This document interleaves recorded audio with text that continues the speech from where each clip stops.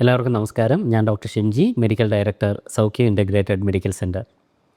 ആരോഗ്യ സൗന്ദര്യ മേഖലയിലെ ഒരു സൂപ്പർ ഹീറോയിനെ കുറിച്ചാണ് ഇന്ന് നമ്മൾ സംസാരിക്കുന്നത്.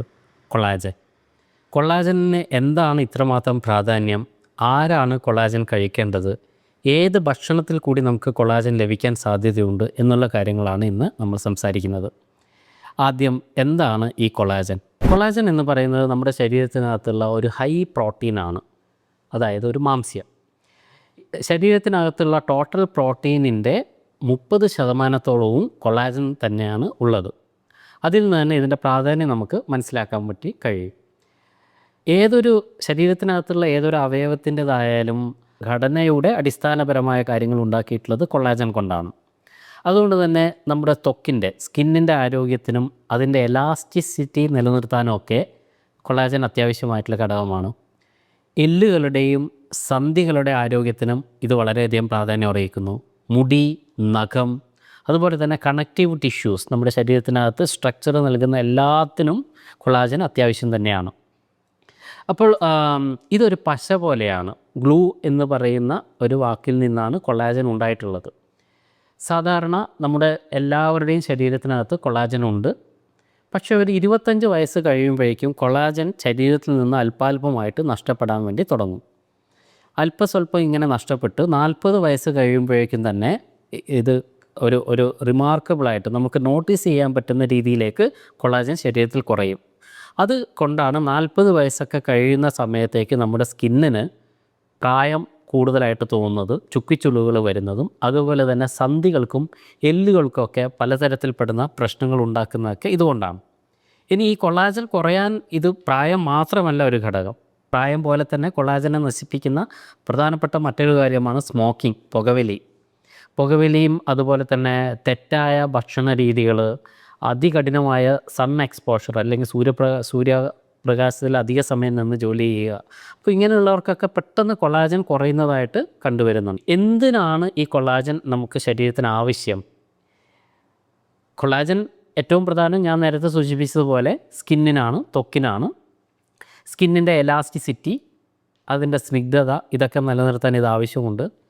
സ്കിന്നിൻ്റെ മുകളിലുള്ള ജലാംശം, ഹൈഡ്രേഷൻ, ഇത് നിലനിർത്താനും അത്യാവശ്യമാണ് കൊളാജൻ. ജലാംശം നഷ്ടപ്പെടുമ്പോഴാണ് പെട്ടെന്ന് തന്നെ ഡാമേജുകൾ ഉണ്ടാവുക. അതേപോലെ തന്നെ ചുക്കിച്ചുളിവുകൾ ഒരു പരിധിവരെ നീക്കാനും നമുക്ക് സ്കിന്നിന് കൊളാജൻ അത്യാവശ്യം തന്നെയാണ്. രണ്ടാമത്തെ ഘടകം മുടിയും നഖങ്ങളുമാണ്. മുടി തിന്നിങ് ആവുന്നുണ്ടെങ്കിൽ അതിന് പല കാരണങ്ങളിൽ പ്രധാനപ്പെട്ട ഒരു കാരണം കൊളാജൻ്റെ ശോഷണം തന്നെയാണ്.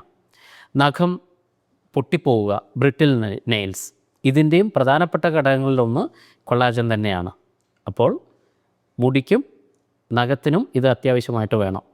അടുത്തൊരു ഘടകം എല്ലും സന്ധികളുമാണ്. എല്ലുകളുടെ ആരോഗ്യത്തിനും അതിൻ്റെ ഒരു സ്ട്രക്ചർ കൊടുക്കാനും ബലം കൊടുക്കാനുമൊക്കെ കൊളാജൻ അത്യാവശ്യമാണ്.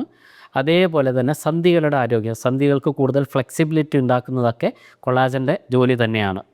ഈ കാർട്ടിലേജ് എന്ന് പറയുന്ന തരുണാസ്ഥിയുടെ പുനർനിർമ്മാണത്തിന് ഏറ്റവും സഹായിക്കുന്നതുകൊണ്ട് തന്നെയാണ് എല്ലിനും സന്ധികൾക്കൊക്കെ ഇത് അത്യാവശ്യമാണെന്ന് പറയുന്നത്. ഓസ്റ്റിയോപോറോസിസ് എന്ന് പറയുന്ന നമ്മുടെ എല്ലുകളിൽ നിന്നുള്ള ധാതു ലവണങ്ങളുടെ ശോഷണം തടയാൻ വേണ്ടിയിട്ടും കൊളാജൻ ശരീരത്തിന് ആവശ്യമുണ്ട്. നാലാമതായിട്ടുള്ള പ്രധാനപ്പെട്ട കാര്യം ഗട്ടിൻ്റെ ആരോഗ്യം അല്ലെങ്കിൽ ദഹന വ്യവസ്ഥയുടെ ആരോഗ്യമാണ്. ദഹന വ്യവസ്ഥയുടെ ഏറ്റവും അകത്തുള്ള ഭാഗത്ത് ഒരു ലൈനിങ് ഉണ്ട്. ആ ഒരു കോട്ടിംഗ് ആണ് നമ്മളെ പ്രൊട്ടക്റ്റ് ചെയ്ത് നിൽക്കുന്നത്, സംരക്ഷിക്കുന്നത്. ഈ ലൈനിങ് പലപ്പോഴായിട്ട് തകരാറായിക്കൊണ്ടേയിരിക്കും, ഡാമേജ് ആയിക്കൊണ്ടിരിക്കും.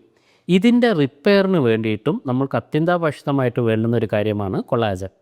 ഇത്തരത്തിലുള്ള ഡാമേജുകൾ സ്ഥിരമായിട്ട് വരുമ്പോഴാണ് പലപ്പോഴും ലീക്കി ഗട്ട് എന്ന് പറയുന്ന ഒരു പ്രശ്നം ശരീരത്തിനകത്ത് ഉണ്ടാകുന്നത്. ഓട്ടോ ഇമ്മ്യൂൺ ഡിസോർഡേഴ്സ് എന്ന് പറയുന്ന ഒരു വിഭാഗം രോഗങ്ങളുടെ മിക്കതിൻ്റെയും കാരണഭൂതനായിട്ടുള്ളത് ഈ പറയുന്ന ലീക്കി ഗട്ടാണ്. അപ്പോൾ ഒരു പരിധിവരെ ഓട്ടോ ഇമ്മ്യൂൺ ഡിസോർഡേഴ്സ് വരാതിരിക്കാൻ വേണ്ടി നമ്മളെ സഹായിക്കാനും കൊളാജന് കഴിയും. അതേപോലെ തന്നെ വളരെ പ്രധാനപ്പെട്ട അടുത്ത ഒരു ഏരിയയാണ് പേശികളുടെ ഗ്രോത്തും അതിൻ്റെ റിക്കവറി. പേശികൾ ഉപയോഗിക്കുന്നവർക്കൊക്കെ പേശികൾക്ക് ഡാമേജ് ഉണ്ടാകാം. അത്തരത്തിലുള്ള ഡാമേജ് വീണ്ടും ക്രമീകരിക്കുന്നതിനും അതേപോലെ തന്നെ പേശികളുടെ വളർച്ചയ്ക്കും കൊളാജൻ അത്യാവശ്യമാണ്. കാരണം ഇതിനൊക്കെ നമ്മുടെ ശരീരത്തിന് വേണ്ടുന്ന പ്രോട്ടീനാണ്, അമിനോ ആസിഡ്സ് ആണ്, പ്രധാനപ്പെട്ട ഒരു കണ്ടൻറ്റ് തന്നെയാണ് കൊളാജൻ. അടുത്ത ഒരു ഏരിയ ഹൃദയത്തിൻ്റെ ആരോഗ്യമാണ്. ഹൃദയത്തിൻ്റെ ആരോഗ്യത്തിന് ഈ കൊളാജൻ അധികമായിട്ട് ആവശ്യമാണ്. കാരണം ഹൃദയത്തിലേക്കുള്ള രക്തചംക്രമണം നടത്തുന്ന രക്തക്കുഴലുകൾക്ക് ഡാമേജ് ഉണ്ടാവുകയാണെങ്കിലാണ് ഹാർട്ട് അറ്റാക്കിനുള്ള സാധ്യത വർദ്ധിക്കുക. അപ്പോൾ ഇത്തരത്തിലുള്ള രക്തചംക്രമണ വ്യവസ്ഥയെ മുഴുവൻ തന്നെ പുഷ്ടിപ്പെടുത്താനുള്ള കഴിവും കൊളാജനുണ്ട്. അതുവഴി ഹൃദയാഘാതം പോലെയുള്ള പ്രശ്നങ്ങളെ ഒരു വലിയ പരിധിവരെ ചെറുത്ത് നിൽക്കാനും ഈ പറയുന്ന കൊളാജനെ കൊണ്ട് നമുക്ക് കഴിയും. ആരാണ് ഈ കൊളാജൻ കഴിക്കേണ്ടത്? കൊളാജൻ എല്ലാവർക്കും ആവശ്യമുണ്ടെന്ന് നമുക്ക് ഈ പറഞ്ഞ കാര്യങ്ങളിൽ നിന്ന് മനസ്സിലാക്കാം. പക്ഷെ ചിലർക്ക് ഇത് കുറച്ച് അധികമായിട്ട് ആവശ്യമായിട്ട് വരും.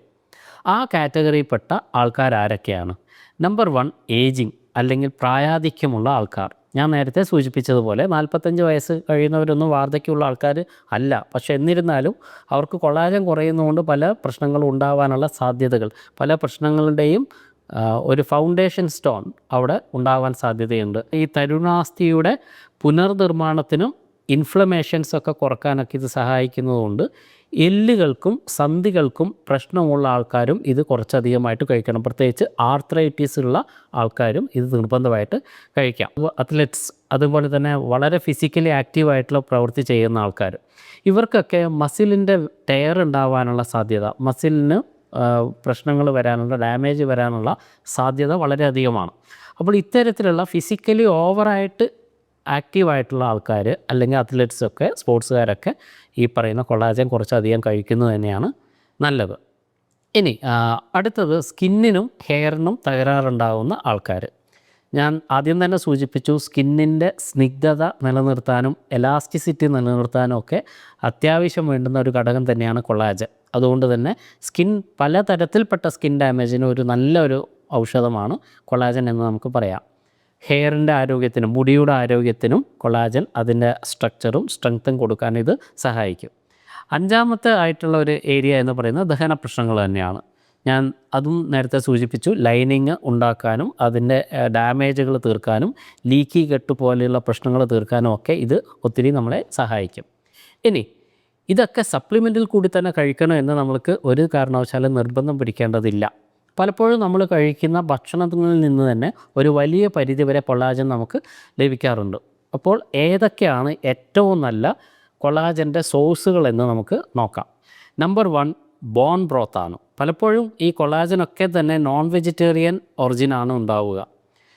ബോൺ ബ്രോത്ത് എന്ന് പറഞ്ഞാൽ നമുക്കറിയാം, എല്ലുകളൊക്കെ ഇട്ടുണ്ടാക്കുന്ന സൂപ്പുകളൊക്കെ ഈ വിഭാഗത്തിൽ പെടും.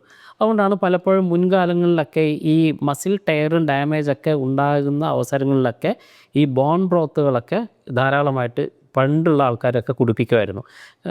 ഒരു പ്രസവത്തിന് ശേഷമൊക്കെ പ്രസവ ശുശ്രൂഷയായിട്ടൊക്കെ പലപ്പോഴും ബോൺ ബ്രോത്തൊക്കെ കൊടുക്കുന്നതൊക്കെ നമുക്കറിയാം. അതേപോലെ അടുത്തൊരു ഘടകമാണ് ചിക്കനും അതുപോലെ തന്നെ ബീഫും. ചിക്കനും ബീഫും പ്രത്യേകിച്ച് അതിൻ്റെ സ്കിന്നിലാണ് കൊളാജൻ്റെ അംശം കൂടുതലായിട്ടുണ്ടാവുക. അപ്പോൾ സ്കിന്നടങ്ങിയ ഭാഗങ്ങൾ കൂടുതലായിട്ട് കഴിക്കുന്നവർക്ക് കൂടുതൽ കൊളാജൻ കിട്ടാനുള്ള സാധ്യതയുണ്ട്. മൂന്നാമത്തെ ഘടകം എന്ന് പറയുന്നത് ഫിഷാണ്, മത്സ്യങ്ങൾ, പ്രത്യേകിച്ച് ഷെൽ ഫിഷുകൾ, തോടോട് കൂടിയിട്ടുള്ള മത്സ്യങ്ങൾ. ഏത് കൊളാജനാണ് കൂടുതൽ നല്ലതെന്ന് ചോദിച്ചു കഴിഞ്ഞാൽ പലതരത്തിലുള്ള കൊളാജൻ ഉണ്ട്. ഇപ്പം ബൊവൈൻ കൊളാജൻ ഉണ്ട്, മറൈൻ കൊളാജൻ ഉണ്ട്. ഈ ഘടകങ്ങളിലൊക്കെ വെച്ചിട്ട് ഏറ്റവും നല്ലതായിട്ട് പറയാൻ പറ്റുന്ന ഒരു കൊളാജൻ മറൈൻ കൊളാജനാണ്. അല്ലെങ്കിൽ കടലിൽ നിന്ന് ഈ മത്സ്യങ്ങളിൽ നിന്നൊക്കെ ഉണ്ടാക്കുന്ന കൊളാജനാണ് കൂടുതൽ നന്നായിട്ട് ദഹിച്ച് ആഗിരണം ചെയ്യാൻ വേണ്ടി കഴിയുക.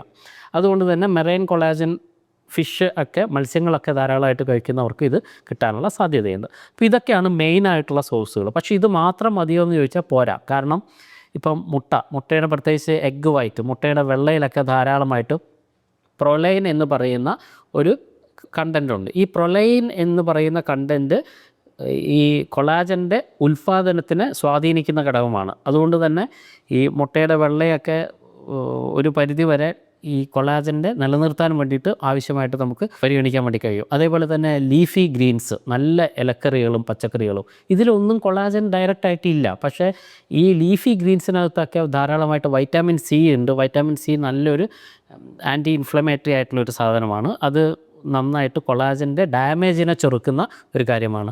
അതേപോലെ തന്നെ ലീഫി ഗ്രീൻസിനകത്തൊക്കെ ആൻറ്റി ഓക്സിഡൻസുകളുണ്ട്.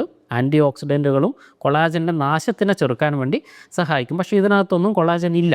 പക്ഷേ ഇത് നന്നായിട്ട് നമ്മൾ ആഹരിക്കേണ്ടത് ആവശ്യം തന്നെയാണ്. അടുത്തതാണ് ബെറീസ്. വ്യത്യസ്തങ്ങളായിട്ടുള്ള ബെറി പഴങ്ങളൊക്കെ നമ്മൾ കഴിക്കാം കിട്ടുന്നിടത്തോളം. കാരണം ഇതിനകത്തൊക്കെ ധാരാളമായിട്ട് ആൻറ്റി ഓക്സിഡൻറ്റുകളുണ്ട്.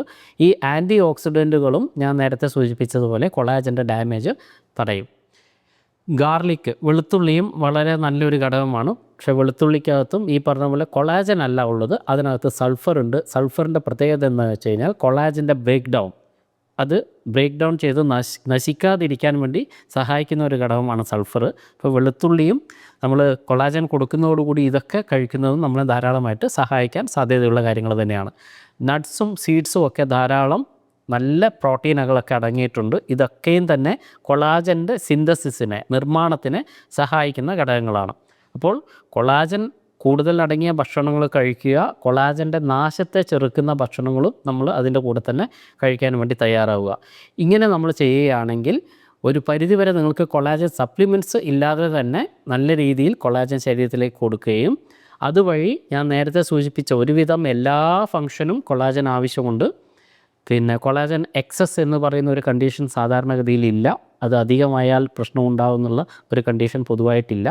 അപ്പോൾ എല്ലിനായാലും പല്ലിനായാലും മുടിക്കായാലും ത്വക്കിനായാലും സന്ധികൾക്കായാലും ഹൃദയത്തിൻ്റെ ആരോഗ്യത്തിനായാലും രക്തധമനികളുടെ ആരോഗ്യത്തിനായാലും പൊതുവായിട്ട് എല്ലാത്തിനും ആവശ്യമുള്ള പ്രധാനപ്പെട്ട ഘടകമാണ് ഈ കൊളാജൻ. മറ്റൊരു വീഡിയോയിൽ വീണ്ടും കാണുന്നവരെ എല്ലാവർക്കും നന്ദി.